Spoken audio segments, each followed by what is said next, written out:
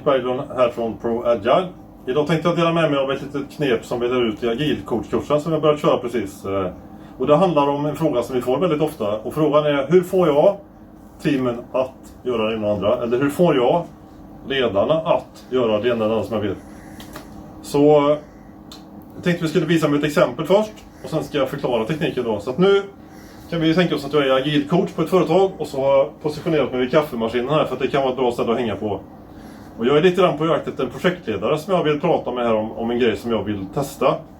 Så jag hänger här och så ser vi om det dyker upp någon projektledare. Ja, här kommer Lisa. Hon är projektledare. Perfekt, jag hugger henne vid kaffemaskinen. Okay. Hej Lisa! Hej! Hejsan Henrik, jag har precis börjat här på IT. Ja, du är den där agilsnubben va? Stämmer. Ja, så vi ska jobba med lite förbättringar nu inom IT. Okej, vad bra. Faktiskt så var jag väldigt sugen på att prata med dig. För jag fattar att du håller på med en del komplexa projekt. Ja, jag är lite så på språng nu. Men, men om jag tar en kort fråga bara. Ja. Så vi har ju pratat om alla möjliga saker som vi skulle kunna göra bättre.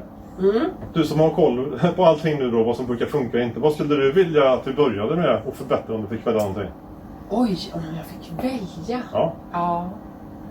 Ja, men det skulle nog vara faktiskt kvaliteten.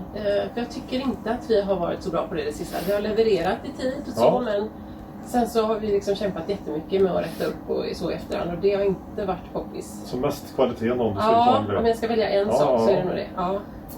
Ja, men det är väldigt vanligt faktiskt att det är så här. Man har för mycket att göra så slarvar man med kvaliteten. Av press och så.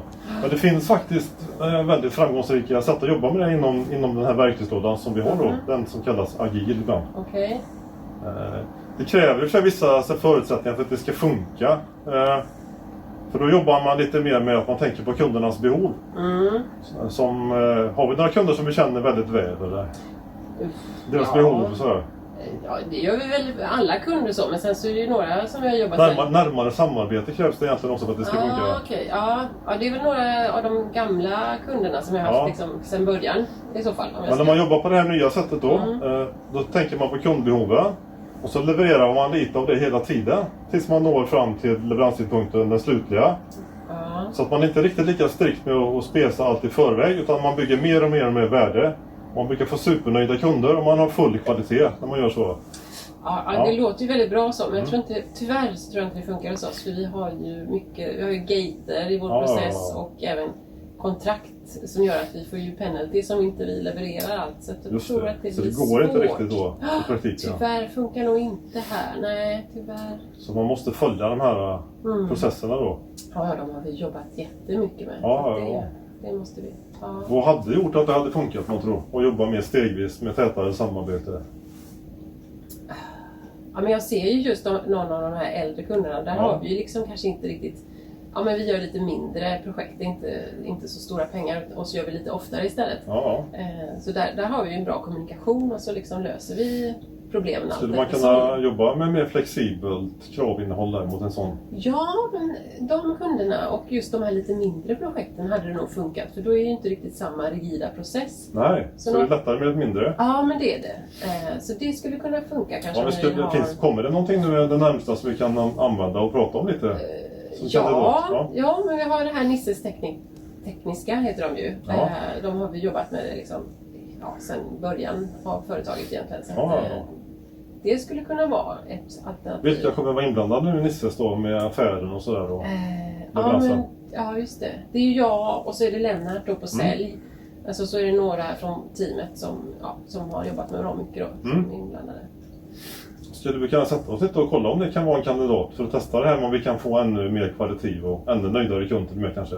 Ja, inte nu kanske, men Hur ser det ut på tisdag? Tisdag? Ja. Jag får kolla här då. Och Lennart också då, eller? Ja. Vilka behöver vi ha med oss, tänker du, om vi ska... Ja, men Lennart och sen så Maria är ju också väldigt duktig i teamet.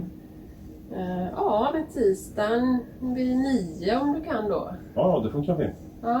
Då kan jag berätta lite mer, liksom, vad är idéerna egentligen, och så kan vi se om vi tror det passar för projektet med Nisses där. Okej. Ja, men jag bokar in då. Var det Henrik du hette? Toppen. Men men spännande. Ja, men då ses vi. Då ses vi på tisdag. Vad bra, jag träffar på det här. Ja, trevligt. Hej då. Hej. Så ja, vad var teknikerna nu då? En grej som händer ibland när agilcoacher till och med faktiskt vill uppnå någonting, att det hamnar lite grann i konflikt med andra som inte vill samma sak. Och det är ju väldigt onödigt. Så att det man måste tänka på först, jag vill göra någonting, jag vill testa något agilt. Men då måste jag tänka på snarare, vad vill Lisa? För hon bryr sig inte om vad jag vill, eller hur? Och så får vi hitta någon gemensam mark här, va? Hon vill öka kvaliteten och det passar ju perfekt med det som jag ville. Så då har vi liksom någonting gemensamt vi kan jobba på. Vad vill hon? Och sen nästa grej vi började prata om, kan vi testa det här då, som vi båda vill? Och då fick vi lite problem, va? Det gick inte riktigt.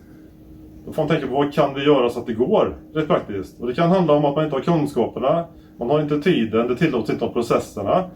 Alla de hindren måste man liksom överbrygga då. Så att de man behöver samarbeta med, de både kan och vill vara med på det man vill göra. Det är det som är knepet. Tänk på vad kan jag göra så att de kan vara med och så att de vill vara med. Det är ett av de allra bästa knepen för att vara en framgångsrik agilcoach. Så vi tänkte dela med oss av idag. Så tack för oss!